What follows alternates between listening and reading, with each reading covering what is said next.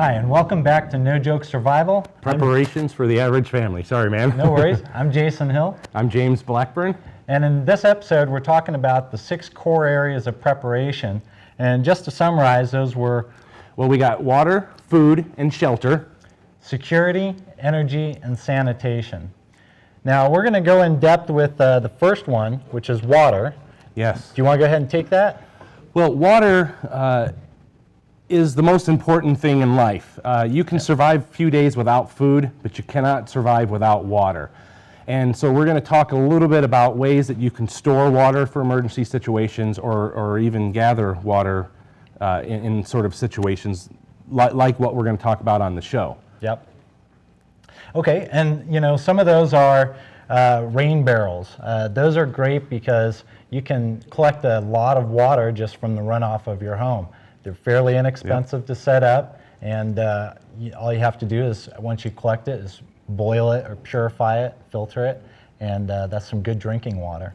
Exactly, and water, you know, is important for drinking, but also for sanitation is another thing on the list, for keeping things clean, wounds, clothing, and just keeping your general morale up because, you know, water is such an awesome thing. As a matter of fact, I'm going to show you real quick a container that you can store water in for emergency things. So check this out over here. Now, I'm probably going to get myself a hernia, but this is water. And that's 5 gallons. And these are really common. A lot of people use these. You can put them in your garage and store water long term. And you can put a little bleach in there, or they have some other additives. But having a bunch of these on hand is great because not only do you have this water, but as you collect more water, you can store it in here. And they're really inexpensive. Yeah, and water, you know, doesn't really have a expiration date. If you need to use it, you can. Just make sure it's clean. Yeah, you can always just boil it. All right, I'm going to put this away. Another great thing is just cases of bottled water. You get these at the store all the time. They sell them by the case. They're inexpensive. And it's so easy just to buy 2 or 3 or 4 of those and have them in your garage. And you should always have them in your vehicle with you anyway, because especially where we live, the Southwest, with so much desert, your car breaks down and you don't have any water with you at all, you could be in a lot of trouble because there's a lot of spaces between towns out here. That's right. Dehydration sets in quick, and when it does, you don't always think clearly or make the best decisions. So staying hydrated is very important. We also have, did you talk about the purification tablets at all? Because that's something else that you can buy at the store that is a nice thing to have and weighs almost nothing to put in your backpack if you're going to the mountains. That's right. And have them at home as well. All right, so our next item is shelter. Yes. Shelter is important. Obviously, you got to be out of the elements. If it's raining or snowing, and you're out in that, your experience is going to be a lot more negative than if you have a roof over your head. And obviously a roof can come in a variety of different ways. That's true. Everything from a house to a camper to a tent, and then a few techniques that I know you've practiced out in the mountains with, you know, debris huts and things like that, right? Absolutely. And not only that, I mean, it could be just protection from the elements. So it could be a poncho or even a jacket or a hat protecting you from the sun. When we talk about shelter, it's just kind of a general protection from the elements. Now, some of the fun ones are like a snow cave. If you ever get a chance to do that in the wintertime, if you can dig yourself out a snow cave, and it has to have a way to have air come into it. But what happens is if it's cold and windy outside, there could be at least a 30-degree difference outside than inside with your body heat radiating. And so it's a good way to keep alive. And one of the things that we touched on in our first segment was, I said I'm a caver, and caves are also a good place for shelter in an emergency situation. Obviously, you want to make sure it's not bears. Minus the bears, and you want to make sure it's the one that's not going to flood while you're in there too. But it's a great way to get out of the wind and the rain and the elements in general in an emergency situation. That's right. But you know, the whole general concept of shelter is being able to maintain like your temperature, your core temperature, so you either don't get hypothermia or like heat stroke or anything like that from the elements. So you really need to protect yourself so that you can function to stay alive. Exactly, and you know, shelter it's a big thing. Yeah. So we're going to jump on to the next one now, folks, which is energy. Now, obviously, energy comes in a variety of ways as well. He's got more of it than he can That was do the coffee anything this with. morning. Yes. But energy comes in the form of electricity, but obviously you don't always have electricity for that form of energy, but you can have a generator or solar panels and that sort of stuff as well. What are some of the other ones that you know about that you've used? Well, a lot of people have a fireplace in their home, so if you have a nice stockpile of dry wood, not only will it provide heat, but you can also use it for cooking, which will also allow you to purify water, if the case be. And I can tell you, my furnace went out when I lived in Chicago in the winter, and we heated the house for over a week with the fireplace. We slept in front of it, and that saved us that week. So it's worth its weight in gold. Now, there's obviously wind power as well, you know, windmills and stuff like that. Not everybody has access to one of those, but you know, and the world never runs out of wind. So Same got thing plenty of that. with hydroelectric. If you have the right equipment, you can harness the water from like a stream, if you have a consistent stream, and that will also generate power, which you can store in batteries and use for a later time. Well, even similar to a solar system. Yeah, well, even proof in our pioneer ancestors, they always used the water to power their mills the to grain grind mills. stuff. Yeah, so it's a great technique and an obvious thing if you have access to it. That's right. All right, food is also a very important core element for survival, and food can come in a bunch of different packages. You could either have food that's like dehydrated and has been prepared ahead of time that you add water to, or like canned goods.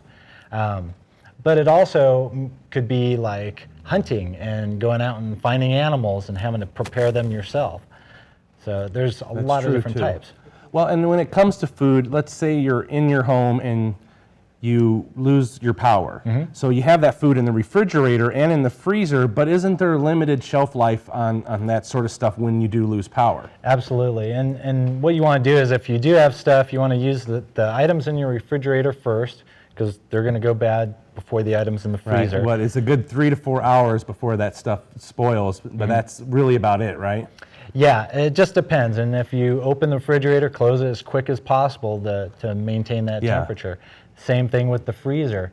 And so you'll run through those items and then try to use all your canned and dry goods last, since they're going to last the longest. So you use all your perishables first. Yep, and didn't you have some emergency rations and food, stuff like that the military would use, or even take with you hiking on a normal hike? Don't you have anything like that? Absolutely. Rations are great. And hey, here's Dani. What are we talking about? We're talking about 6 core areas of preparation. Nice. And we were still on food. Yep. Oh, well, food is awesome. I have a hollow leg, so, well, I have our beginner's box. I'd hate to kind of jump on it. We can finish up our 6 core, and then we can get into our beginner's box. Yeah, we'll just mention security is really important, because you want to be able to protect the assets that you have in your home. And so if you have stuff and there's a crisis, typically other people are going to try to find that because they weren't prepared. Right. So the basics of security is being able to take care of yourself and your family. And I guess I heard someone mention sanitation. Sanitation, yes. We are all very sanitized. we love to be clean. It's obviously important because water, you know, if you need it to drink, you need to drink it first. But if you can stay clean while you're out in an emergency situation, it's also very important. Yeah, the basic concept there is to avoid disease and things that typically spread once services go down. Having an awful smell doesn't exactly improve morale either. Just saying. So you brought the beginners box. You know, almost a theme song for this.